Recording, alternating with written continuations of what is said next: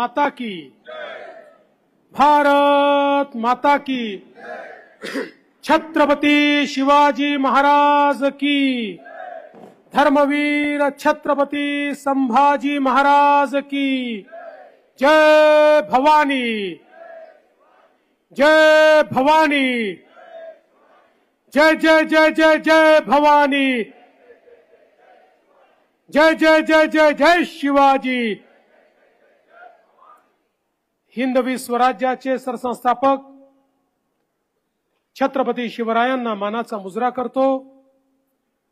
भारतीय राज्यघटनेचे शिल्पकार भारतरत्न डॉक्टर बाबासाहेब आंबेडकर यांना मानवंदना अर्पित करतो। खऱ्या अर्थानं ज्यांनी स्त्री शिक्षणाची मुहूर्तमेढ केली ते महात्मा ज्योतिबा फुले आणि क्रांतिज्योती सावित्रीबाई फुले यांना देखील नमन करतो। आणि कालच ज्यांची जयंती झाली ते आद्य क्रांतिगुरु लहुजी वस्ताद साळवे यांच्या चरणी देखील या ठिकाणी नतमस्तक होतो। आज या जाहीर सभेमध्ये मंचावर उपस्थित असलेले महानगराचे आपले अध्यक्ष धीरज घाटेजी, प्रदेशाचे महामंत्री राजेश पांडेजी, जगदीश मुळीकजी, आपल्या सर्वांचे लोकप्रिय उमेदवार आणि तुमच्या आशीर्वादाने 23 तारखेला जे कसब्याचे आमदार होणार आहेत असे हेमंत रासनेजी, दीपक भाऊ मानकर, संजय सोनवणेजी, सुदर्शना त्रिगुणाईक, स्वर्धा बापट, गौरव बापट, कुणाल टिळक, राजेंद्र काकडे, संदीप खर्डेकर, नितीन वायदंडे, अजय दराडे, निलेश जगताप, कपिल जगताप, निर्मल हरिहर, अजय खेडेकर, सुरेखाताई कदम, मनीषाताई लडकत, नंदू कांबळे, आरतीताई कोंढरे, गौरव पिंपळे, उदय लेले, गौरीताई जाधव, मंचावरील सर्व मान्यवर, कोणाचं नाव सुटलं असेल तर लिहून देणाऱ्याची चूक आहे, माझी चूक नाहीये, तथापि मी क्षमा मागतो। आणि या ठिकाणी मोठ्या संख्येने उपस्थित असलेल्या माझ्या लाडक्या बहिणींनो आणि तितक्याच लाडक्या भावांनो, आज आपण सगळे लोक हेमंतला आशीर्वाद देण्याकरता या ठिकाणी आलो आहोत। खरं म्हणजे सर्वप्रथम ग्रामदैवत कसबा गणपती ग्रामदेवी तांबडी जोगेश्वरी यांना वंदन करतो। आणि हा कसबा म्हणजे मानाच्या गणपतींचे पैकी महत्वाचे गणपती या ठिकाणी आहेत। त्यामुळे त्या सर्व श्री गणेशांना या ठिकाणी मग ते दगडूशेठ हलवाई असतील, मंडई गणपती असेल, श्रीमंत भाऊसाहेब रंगारी ट्रस्ट असेल, या सगळ्या आमच्या गणेशांना मी वंदन करतो आणि त्यांना आशीर्वाद मागतो। खरं म्हणजे आताच हेमंत सांगत होता की राजमाता आई जिजाऊ आणि छत्रपती शिवरायांच्या पावन स्पर्शाने पवित्र झालेलं हे कसबा आहे आणि या कसब्यातूनच स्वराज्याची मुहूर्तमेढ ही त्या ठिकाणी सुरू झाली। आणि महात्मा ज्योतिबा फुलेंपासनं तर लोकमान्य बाळ गंगाधर टिळकांपर्यंत एक मोठा वारसा या कसब्याला या ठिकाणी राहिलेला आहे। खरं म्हणजे आज आपण सगळे या निवडणुकीच्या निमित्ताने या ठिकाणी एकत्रित आहोत। कसब्याचं नाव घेतल्यानंतर साहजिक सगळ्यात पहिल्यांदा आठवण होते आमचे नेते गिरीश भाऊ बापट यांची, ज्या गिरीश भाऊंनी खऱ्या अर्थानं या पुण्याला एक अतिशय अष्टपैलू नेतृत्व दिलं आणि अनेक वर्ष या कसब्याचं नेतृत्व करत देशाच्या लोकसभेपर्यंत ते गेले। आणि त्यानंतर आठवण येते ती आमच्या मुक्ताताई टिळकांची, टिळक घराण्याचा वारसा चालवत नगरसेवकापासून महापौरापासून आमदारापर्यंत वेगवेगळ्या पदांवर काम करत असताना लोकाभिमुखता ही त्या ठिकाणी ठेवत ताईंनी काम केलं। आणि म्हणूनच आज खऱ्या अर्थानं कसब्यात आल्यानंतर त्यांची आठवण होणं अतिशय साहजिक आहे। आपल्या सर्वांना कल्पना आहे 2014 साली देशामध्ये माननीय मोदीजींच्या नेतृत्वात सरकार आलं आणि महाराष्ट्रातही आपल्या महायुतीचं सरकार आलं आणि त्यानंतर पुण्याच्या विकासाला एक मोठी गती देण्याचा प्रयत्न आपण केला. पुण्याचे जे वेगवेगळे प्रश्न होते, ज्या अनेक समस्या होत्या, खरं म्हणजे आपल्याला कल्पना आहे दिल्लीमध्ये ज्यावेळी मेट्रोचं काम सुरू झालं त्याच वेळी संकल्पना आली की पुण्यामध्ये देखील मेट्रोचं काम झालं पाहिजे. पण दुर्दैवाने ते होऊ शकलं नाही. पण 2014ला दोन्हीकडे सरकार आल्यानंतर या ठिकाणी मी पुण्यामध्ये महा मेट्रो नावाची कंपनी तयार केली. त्या कंपनीला पुणे मेट्रोचं काम दिलं आणि देशामध्ये सर्वाधिक वेगानं मेट्रोचं काम जर कुठे झालं असेल तर ते या पुण्यामध्ये झालं. आणि त्याच्यामध्ये अर्थातच आपल्या कसब्यामध्ये अंडरग्राऊंड रेल्वेचं काम देखील आपल्याला पाहायला मिळालं.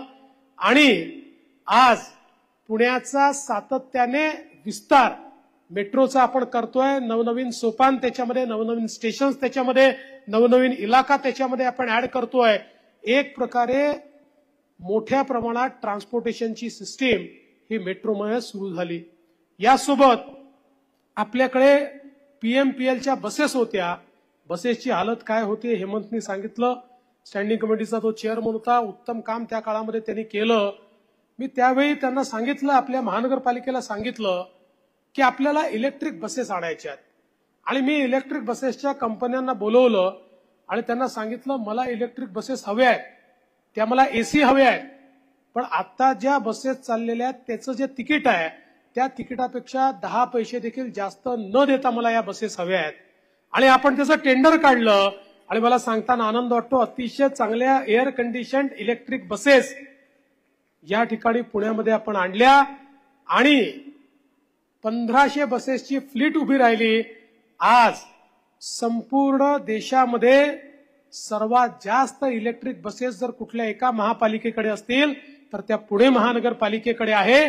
आणि हा आकडा वाढतच जाणार आहे.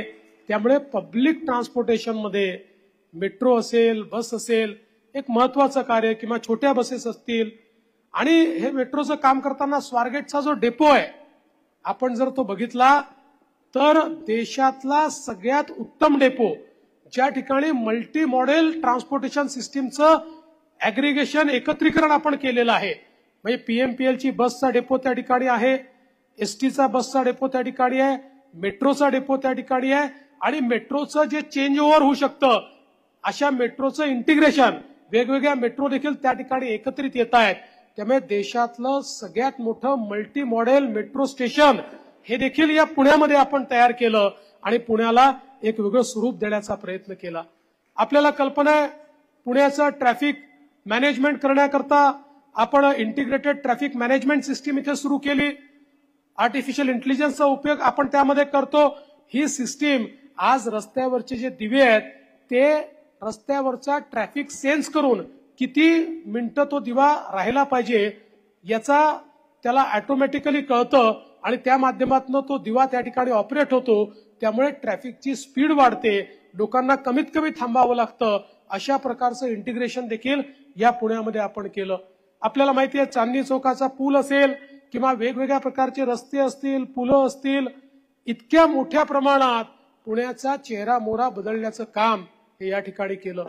पुण्याचा रिंग रोड जो या पुण्याला खऱ्या अर्थानं कंजेशन मुक्त करू शकतो. कारण पुण्यामध्ये आपण जर बघितलं तर पुण्याचा एक रस्ता नाशिकला चाललाय, एक नगरला चाललाय, एक साताऱ्याला चाललाय, अजून एक मुंबईला चाललाय, इतके रस्ते, एक सोलापूरला चाललाय. या सगळ्या पुणे हे एक प्रकारे मॅन्युफॅक्चरिंग हब असल्यामुळे या सगळ्या रस्त्याहून येणारा जो ट्रॅफिक आहे, जे हेवी व्हेकल्स आहेत, एकमेकाला क्रिस क्रॉस करतात आणि पुणे शहरातनं त्यांची सगळी वाटचाल होते. त्यामुळे पुण्यामध्ये मोठं कंजेशन होतं. आता 100 किलोमीटरपेक्षा जास्त मोठा पुण्याचा रिंग रोड जो मी मुख्यमंत्री असताना अलाइनमेंट फायनल केली आणि आता त्याचं लँड एक्विजिशन पूर्ण केलं, त्याचं काम आपण चालू करतोय. आणि मल्टी मॉडेल अशा प्रकारचा रिंग रोड आहे. याच्यावर रॅपिड ट्रान्सपोर्ट सिस्टीम देखील असणार आहे, याच्यामध्ये बस लेन देखील असणार आहे. अशा प्रकारचा एक अतिशय सुंदर रिंग रोड हा पुण्याला मिळाल्यानंतर हा सगळा पुण्याचा सगळ्या बाजूने येणारा ट्रॅफिक किंवा वेगवेगळ्या एमआयडीसी कडे जाणारा ट्रॅफिक हा पुण्यातनं थेट बाहेरच्या बाहेर जाईल आणि पुण्याच्या रस्त्यांना थोडा श्वास घेता येईल अशा प्रकारची व्यवस्था ही देखील पुण्यात आपण उभी केली आहे. मी माननीय गडकरी साहेबांचे विशेष आभार मानेन. हे जेवढे पुण्यातनं बाहेर जाणारे रस्ते आहेत याच्यावरचं कंजेशन पाहता या प्रत्येक रोडवर डबल डेकर अशा प्रकारचे रस्ते गडकरी साहेबांनी मंजूर केले. 54,000 कोटी रुपये त्याला त्यांनी दिलेले आहेत. खाली रस्ता, त्याच्यावर रस्ता, आवश्यकता असेल तर त्याच्यावर मेट्रो, अशा प्रकारे 3-3 लेअरवर हे रस्ते त्या ठिकाणी चालतील. आणि अक्षरशः हे सगळं डिकंजेशन जे आहे हे डिकंजेशन पुण्याचं आपण करणार आहोत. आपल्याला कल्पना आहे पुण्यामध्ये नदी सुधार प्रकल्प आपण केला. 2,000 कोटी रुपयाचा नदी सुधार प्रकल्प आहे. नदी सुधार प्रकल्प म्हणजे केवळ मुळामुठेचं खोलीकरण करणं, कुठलं तरी त्याला सौंदर्यीकरण करणं इतक्यापुरतं तो मर्यादित नाही. कुठलंही शहर सस्टेनेबल सिटी कधी होते, ज्यावेळी त्या शहरातलं सगळं सांडपाणी ट्रीट होतं आणि शहरातल्या नदीतनं आणि नाल्यातनं केवळ ट्रीटेड पाणी वाहतं, सांडपाणी घाणपाणी वाहत नाही. हा जो मुळामुठा नदी सुधार प्रकल्प आहे हा प्रकल्प अशा प्रकारचा प्रकल्प आहे की एसटीपीचं एक पूर्ण जाळं तयार करून या पुण्यातल्या एकूण एक भागातलं जेवढं सांडपाणी घाणपाणी आहे ते ट्रीट करायचं आणि आपल्या नदीमध्ये आणि नाल्यांमध्ये फक्त ट्रीटेड पाणी त्या ठिकाणी सोडलं जाईल. त्यामुळे कुठेही घाण आपल्याला दिसणार नाही, कुठेही वास आपल्याला दिसणार नाही. तर निर्मळ वाहणारी नदी, अविरल वाहणारी नदी ही आपल्याला पुण्यामध्ये येत्या काळामध्ये पाहायला मिळेल. हे मोदी सरकारने, आपल्या महाराष्ट्र सरकारने या ठिकाणी पुण्याकरता केलेलं आहे. नवीन एअरपोर्ट असेल, हे तर टर्मिनल झालंच, पण अजून एक पुण्याला नवीन एअरपोर्ट आम्हाला द्यायचं आहे. त्याचंही काम पुढच्या काळामध्ये आम्ही करणार आहोत. त्यामुळे पुण्याच्या सर्वांगीण विकासाकरता 24/7 पाण्याची योजनेचं 60% काम पूर्ण झालेलं आहे. 40% काम पूर्ण झाल्यानंतर पाण्याच्या फ्लोची असमानता पुण्यातली संपून जाईल. सगळ्या भागामध्ये मुबलक पाणी मिळेल अशा प्रकारची योजना देखील आपल्याच सरकारने या ठिकाणी आणि आपल्याच महानगरपालिकेने राबवली. आणि म्हणून मला या ठिकाणी एवढंच सांगायचं आहे की पुण्याच्या सर्वांगीण विकासाकरता आपण सातत्याने काम करतोय. एसआरएची नवीन नियमावली आपण तयार केली, ज्या नियमावलीच्या अंतर्गत गेले अनेक वर्ष पुण्यामध्ये एसआरएचं काम होऊ शकत नव्हतं, त्याला फिजिबिलिटी नव्हती. ती फिजिबिलिटी येईल अशी नवीन नियमावली आपण तयार केली. आणि मला हे देखील सांगायचं आहे की आमच्या मुक्ताताई सातत्याने प्रयत्न करत होत्या की 6 मीटरच्या रस्त्यावर त्या ठिकाणी परवानग्या मिळाल्या पाहिजेत. त्याचंही काम आपण केलं. ते अंतिम टप्प्यामध्ये एक नोटिफिकेशन निघालंय, दुसरं नोटिफिकेशन निघणार आहे, ज्याच्यामुळे आमचे जे जुने वाडे आहेत याचं जे रिडेव्हलपमेंट आपल्याला करायचं आहे ते देखील चांगल्या प्रकारे आपल्याला करता येईल. आणि त्याचसोबत हेरिटेजमुळे या ठिकाणी जो काही डेव्हलपमेंटचा काम अडलेला आहे, विशेषतः शनिवार वाड्याच्या 100 मीटर मधलं, त्याही संदर्भात नवीन नियमावली तयार झाली पाहिजे, या संदर्भातला आपला प्रयत्न आहे. आणि मी खरोखर हेमंतचं मनापासून अभिनंदन करीन. हेमंत रासने यांनी इतका त्याचा पाठपुरावा केला. दिल्लीत बैठका, मुंबईत बैठका, या सगळ्या बैठकांमुळे हा प्रश्न निश्चितपणे आज मार्गी लागतो आहे आणि अत्यंत चांगल्या प्रकारे या सगळ्या भागाच्या विकासाकरता हे काम आज आपल्याला पाहायला मिळत आहे. खरं तर हेमंतला अनेक वर्ष महानगरपालिकेत कामाचा अनुभव आहे आणि त्या अनुभवाच्या आधारावर विकास कसा केला पाहिजे याची जाण ही हेमंतला आहे. मागच्या निवडणुकीमध्ये खरं म्हणजे आपल्याला माहिती आहे की या देशामध्ये एक सिनेमा निघाला होता, ऍक्सिडेंटल पीएम. तसं मागच्या निवडणुकीत या कसबा मतदारसंघात एक ऍक्सिडेंटल आमदार तयार झाला. आणि हा ऍक्सिडेंटल आमदार काम कमी आणि दंगे जास्त, काम कमी आणि नाटकं जास्त. मला तर असं वाटतं की या आमदाराला जर रंगभूमीवर नेलं असतं तर तो मी नव्हेच, हे पात्र इतकं सुंदर या आमदारांनी केलं असतं. पण ठीक आहे, आपल्याला काही त्याच्यावर फार बोलायचं कारण नाहीये, एवढं बोलावं अशी परिस्थिती पण नाहीये. पण जी काही मागच्या काळामध्ये त्रुटी राहिली, चूक राहिली, ती दुरुस्त करायची आहे. आणि हेमंत सारखा एक अतिशय चांगला तरुण तडफदार, आणि मला या गोष्टीचा आनंद आहे की हेमंतने पडल्यानंतर लोक निराश होतात, पण गिरीश भाऊंच्या पावलावर पाऊल ठेवून त्यांची प्रेरणा घेऊन एकही दिवस हेमंत घरी बसला नाही. दुसऱ्या दिवशी बाहेर पडला आणि लोकांपर्यंत जाऊन त्या ठिकाणी इतक्या मोठ्या प्रमाणात लोकांचे आशीर्वाद मिळवले, लोकांची कामं केली आणि विशेषतः महानगरपालिकेचं गठन नसल्यामुळे छोट्या छोट्या समस्या होत्या, त्या ऐकणारं कोणी नव्हतं. कारण आमदार कशात व्यस्त होत आहे मी सांगण्याची आवश्यकता नाहीये. ती सगळी भूमिका या ठिकाणी हेमंतने भरून काढली. आणि म्हणून मी आपल्याला हे सांगण्याकरता आलोय की आज आपल्या राज्यामध्ये जे सरकार आहे, गेल्या 2.5 वर्षामध्ये, पहिली 5 वर्ष बघा आणि आताची 2.5 वर्ष बघा, 7.5 वर्षामध्ये या सरकारने इतक्या वेगानं काम केलं आहे.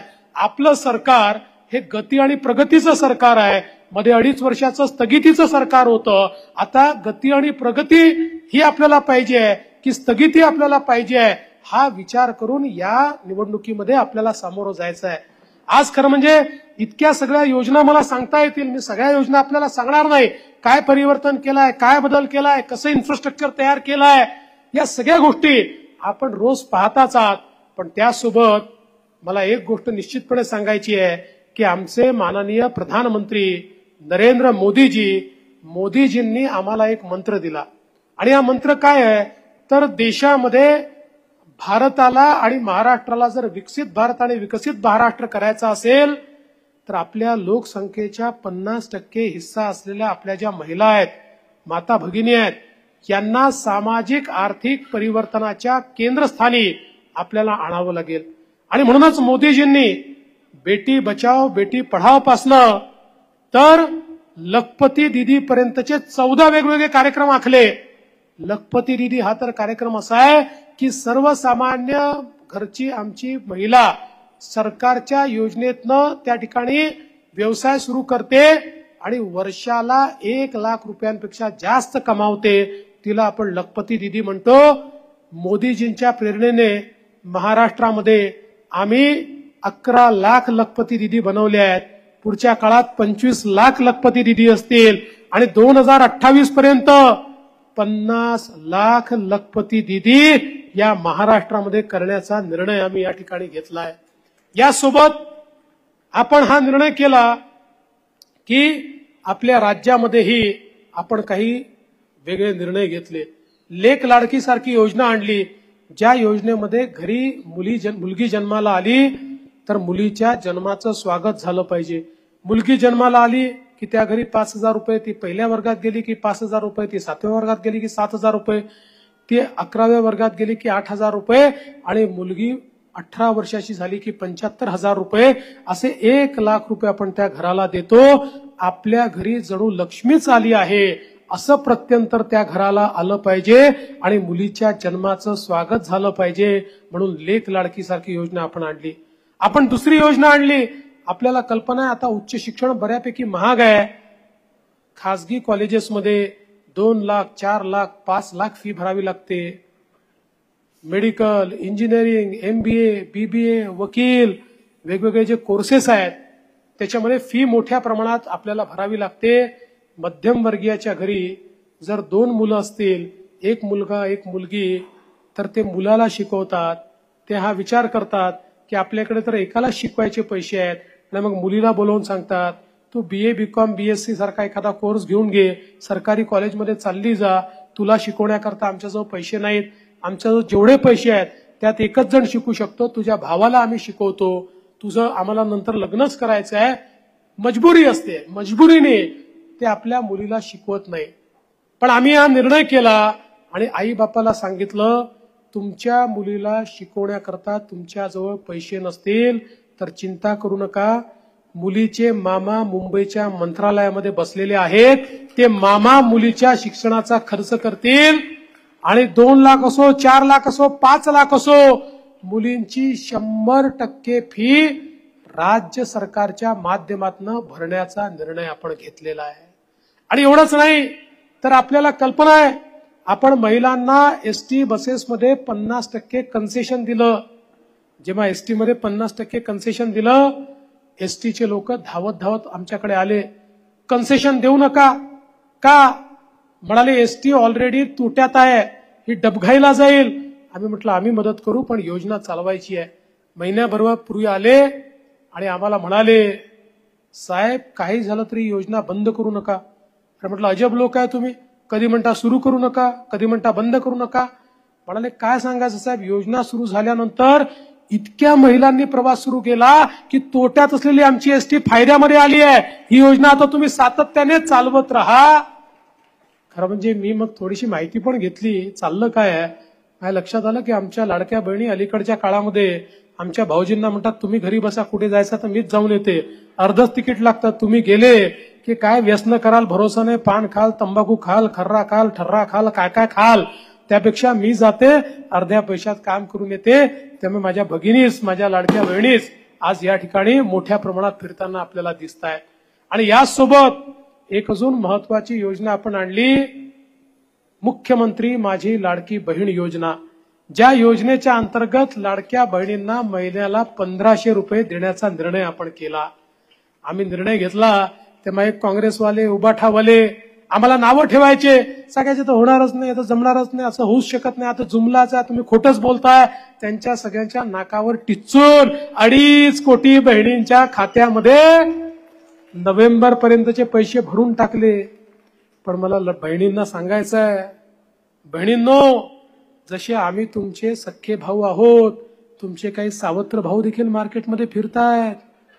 हे काँग्रेसवाले, राष्ट्रवादीवाले, उबाठावाले सावत्र भाऊ हे तुमच्या योजनांच्या विरुद्ध कोर्टामध्ये गेले, हायकोर्टमध्ये. कोण गेलाय? काँग्रेसचे अध्यक्ष नाना पटोले यांचे अधिकृत निवडणूक प्रमुख अनिल वडपल्लीवार हायकोर्टमध्ये गेले आणि हायकोर्टमध्ये जाऊन त्यांनी पिटिशन केली. आणि पिटिशन मध्ये काय त्यांनी म्हटलं, ते म्हणाले ही लाडकी बहीण योजना आहे, लेक लाडकी योजना आहे, कन्सेशनची योजना आहे, पिंक रिक्षाची, या जेवढ्या योजना आहेत पैशाचा चुराडा आहे, या योजना तुम्ही बंद करा.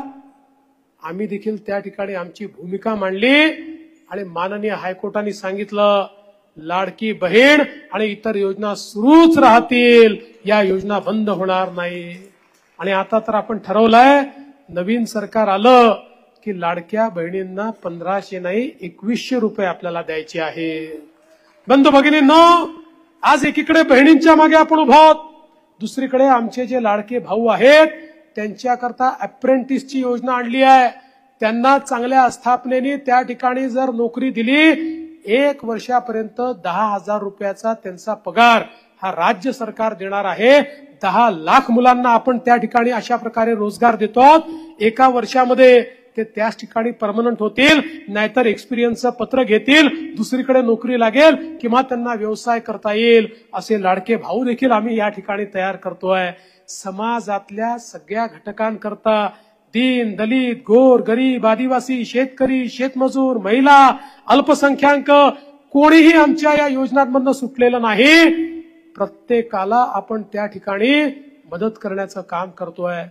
पण बंधू भगिनींनो, एकीकडे या सगळ्या योजना घेऊन आपण चाललोय. समाजामध्ये ओबीसी समाज असेल, मराठा समाज असेल, धनगर समाज असेल, प्रत्येक समाजाच्या योजना आपण या ठिकाणी आणतोय, त्या समाजाला पुढे नेण्याचं काम करतोय. आज आमचा जो ओपन समाज आहे, जो ईडब्ल्यूएस समाज आहे, याच्याकरता देखील महामंडळ आपण तयार करतोय. समाजाचं कुठलंच घटक आपण असा नाही ठेवला की ज्या घटकाला आपण काही दिलं नाही. पण हे सगळं होत असताना महाविकास आघाडीच्या हे लक्षात आलं की आता लोकसभेमध्ये आपण जे जुमले चालवले ते यापुढे चालणार नाही. लोकसभेमध्ये संविधान बदलणार, आरक्षण जाणार, एक कुठलं तरी लाल पुस्तक घेऊन राहुल गांधी फिरतात. तुमच्या लक्षात आलं असेल, तुम्हाला माहिती आहे, आपल्या अनुसूचित जाती आघाड्यांनी आता मला एक निळं संविधान, बाबासाहेबांचं संविधान दिलं. मी ते तुम्हाला उघडून का दाखवलं, ते याकरता दाखवलं की मला दाखवायचं होतं खरं संविधान दिलंय. राहुल गांधींसारखं खोटं संविधान नाहीये. ते लाल पुस्तक घेऊन फिरतायत. पत्रकारांनी त्यांचं लाल पुस्तक हातामध्ये घेतलं, वर कव्हरवर संविधान लिहिलं होतं, आतमध्ये कोरी पानं होती. यांच्या मनामध्ये संविधानाबद्दल आदर नाही आहे. त्यामुळे यांचा नरेटिव्ह संपलाय. आणि दुसरं, लोकसभेचा खतरनाक प्रयोग पुन्हा एकदा यांनी सुरू केलेला आहे. आणि तो प्रयोग म्हणजे या ठिकाणी मुस्लिम उलेमांचे पाय चाटण्याचा प्रयोग, वोट जिहादचा प्रयोग. आपण बघितलं असेल, मुस्लिम उलेमांनी 17 मागण्या काँग्रेस पक्षाला, शरद पवारांच्या पक्षाला आणि उबाठाला दिल्या. या 17 मागण्या आमच्या मंजूर करा, आम्ही तुम्हाला समर्थन देतो. काँग्रेस, उबाठा आणि शरद पवारांनी 17 मागण्या आम्हाला मान्य आहेत असं अधिकृत पत्र त्यांना दिलं, त्यांनी समर्थन दिलं. या मागण्या काय आहेत? मी सगळ्या मागण्या तुम्हाला सांगणार नाही, 3च मागण्या त्यातल्या सांगेन. त्यातली एक मागणी आहे, मुस्लिम समाजाला 10% आरक्षण द्या. यांनी सांगितलं आम्ही द्यायला तयार आहोत. यातली दुसरी मागणी तर अजून खतरनाक आहे. ती मागणी काय आहे? ती मागणी अशी आहे की 2012 ते 2024 महाराष्ट्रात ज्या ज्या भागात दंगल झाली त्या दंगलीमध्ये जेवढ्या मुसलमानांना अटक झाली त्या सगळ्यांवरचे सगळे खटले काढून टाका. सगळ्यांवरचे सगळे खटले काढून टाका. आणि काँग्रेसने ते देखील मान्य केलं. आणि 17 मागण्यातली तिसरी मागणी एक अजून आहे की महाराष्ट्रामध्ये RSS वर बंदी टाका, राष्ट्रीय स्वयंसेवक संघावर बंदी टाका. खरं म्हणजे यांच्या बापाची अवकात नाही RSS वर बंदी टाकायची. पण ही मागणी देखील या ठिकाणी यांनी मान्य केली. आणि आता त्यांचे पाय चाटतायत. मी तर तुम्हाला जागृत करण्याकरता आलो आहे. आणि आता या ऑल इंडिया पर्सनल लॉ बोर्डाचे सज्जाद नेमानी या ठिकाणी वोट जिहाद करून त्यांचे इरादे काय आहेत हे तुम्हाला मला दाखवायचं आहे. लाव रे जरा व्हिडिओ, लाव जरा व्हिडिओ. अभी मैं जानता हूं कि महाराष्ट्र में अगर वो जीत गए तो वो दस्तूर नहीं बदल पाएंगे, लेकिन मैं इस बात की तरफ भी तवज्जो दिलाना चाहता हूं कि महाराष्ट्र के इलेक्शन ने ऐसी अहमियत हासिल कर ली है कि अगर यहां वो जीत गए हरियाणा की जीत के बाद, तो उसके बाद उनके हौसले बहुत बुलंद हो जाएंगे. और फिर दिल्ली सरकार वो नए हौसलों के साथ दस्तूर की तब्दीली जैसे अपने नापाक इरादों की तकमील की तरफ आगे बढ़ेगी.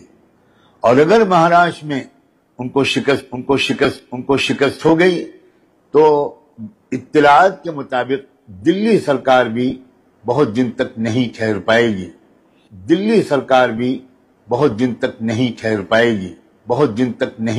पाएगी. तो हमारा निशाना सिर्फ महाराष्ट्र सरकार नहीं है, बल्कि मरकजी हुकूमत है और मुल्क का मुस्तकबिल है. और मैंने कल एक YouTube चैनल के इंटरव्यू में ये बात भी कही कि ये कैसा वोट जिहाद है जिसके सिपहसालार हैं शरद पवार, जिसके अजीम सिपाहियों में हैं उद्धव ठाकरे, राहुल गांधी, नानाजी पटोले.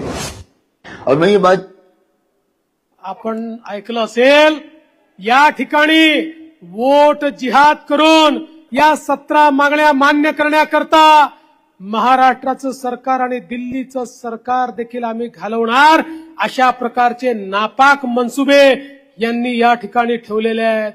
वोट जिहाद यांना असं वाटतंय की आता लोकसभेमध्ये आम्ही हे करू शकलो, विधानसभेमध्ये देखील आम्ही आमचं सरकार निवडून आणणार आणि त्यानंतर त्या सरकारला आपल्या बोटावर नाचवणार. मी तुम्हाला जागा करण्याकरता आलो आहे. ते जर वोट जिहाद करत असतील तर आपल्याला मतांचं धर्मयुद्ध या ठिकाणी करायचं आहे. मतांचं धर्मयुद्ध करून आपल्याला दाखवून द्यायचं आहे यांचे नापाक इरादे आपल्याला या ठिकाणी सफल होऊ द्यायचे नाहीयेत. अरे आज आपण जागे झालो नाही तर परत जागा होता येणार नाही. आज यांचे इरादे सफल झाले तर पुन्हा या ठिकाणी आपल्याला सफल होता येणार नाही. हे वोट केवळ हेमंत रासने करता नाही आहे. अरे एखादा हेमंत रासने निवडून आला नाही आला फरक पडत नाही. हे वोट तुमच्या अस्तित्वाकरताय, तुमच्या पुढच्या पिढीच्या अस्तित्वाकरताय, या भारताच्या, या महाराष्ट्राच्या अस्तित्वाकरताय. कोणाला जर वाटत असेल लांगुल चालन करून तलवे चाटून या ठिकाणी निवडणूक जिंकता येते तर दाखवून द्या, हम में भी ताकद है, आम्ही छत्रपती शिवाजी महाराजांची औलाद आहोत हे दाखवण्याची वेळ या महाराष्ट्रात आली आहे। कसब्यावाल्यांनो, तुम्हाला शपथ आहे, एकदा या ठिकाणी तुमची ताकद दाखवून द्या, छत्रपती शिवरायांची ताकद ही दाखवून द्या। येत्या 20 तारखेला अशा प्रकारे मतदान करा की हे जे वोट जिहादचा इरादा ठेवणारे हे जे यांचे इरादे आहे यांचे इरादेच दफन करून टाकू, एवढीच विनंती आपल्याला करतो आणि हेमंतला निवडून द्या ही विनंती करतो आणि माझं बोलणं संपवतो। धन्यवाद। जय हिंद, जय महाराष्ट्र।